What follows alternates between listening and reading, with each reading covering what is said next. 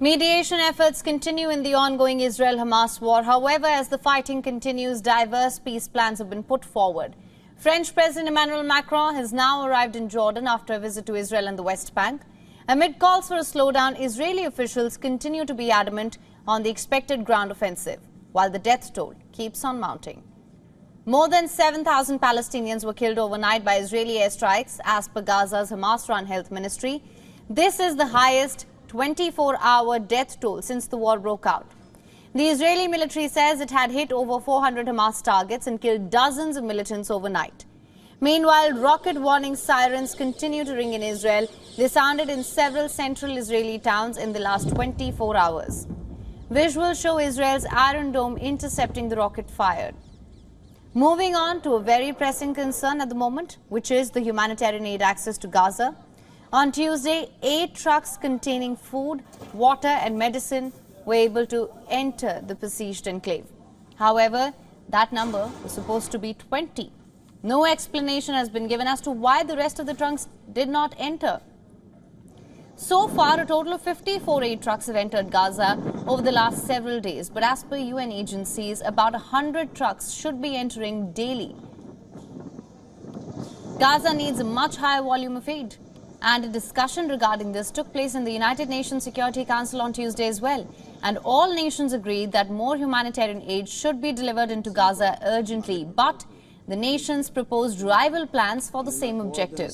The United States has called for a pause in the conflict so that aid could be delivered. Now, pause here, that's generally considered less formal, for a shorter duration, of course, than a ceasefire. However, Russia wants a complete, immediate ceasefire, and this plan has been backed by all Arab nations. As UN debates this issue, Gaza, it's running out of crucial materials. Hospitals in Gaza are operating without fuel, and doctors have warned that critical equipment like incubators for newborns would stop working soon. As per the World Health Organization, 6 hospitals in Gaza were forced to shut down due to lack of fuel. As per the United Nations, Gaza needs at least 160,000 litres of fuel a day to power basic necessities. And as per reports, Israel, it's now blocked the Palestinians' access to Al-Aqsa Mosque premises. And this marks the first time the mosque has been completely closed to Muslims in several months. Israeli police have imposed tight restrictions on the entry worshippers into the mosque. Meanwhile, Western nations continue their shuttle diplomacy as they engage with Israeli and Arab leaders. In the latest, French President Emmanuel Macron met with Israeli Prime Minister Benjamin Netanyahu and Palestinian President Mahmoud Abbas and will now meet Jordan's King Abdullah II. Macron, during his meet with Palestinian leader, reiterated the need for a two-state solution. He called for an immediate end of aggression on Gaza. While in Israel, the French president also proposed an international coalition fighting Islamic State in Iraq and Syria to now widen its scope to also include the fight against Hamas in Gaza. However, no details on how this US-led coalition of dozens of countries, of which in fact Israel is not a member, could be involved.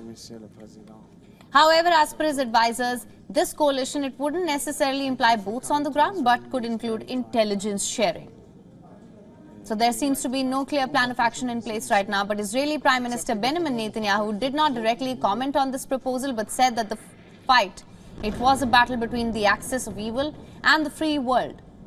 US President Joe Biden spoke with Saudi Crown Prince Mohammed bin Salman about the situation in West Asia. Biden affirmed that the United States, it fully supports the defense of US partners facing terrorist threats. The two leaders agreed on pursuing broader diplomatic efforts to maintain stability across the region and prevent the conflict from expanding. Meanwhile, Netanyahu told his soldiers that a ground offensive is coming. So Israel remains adamant about a ground offensive. He said that the offensive was still on track amid the growing sense of military delay. Israeli Chief of Staff also said that the country's forces are in fact ready for the ground operation in Gaza. Defense Minister Yoav Gallant wants soldiers to be prepared.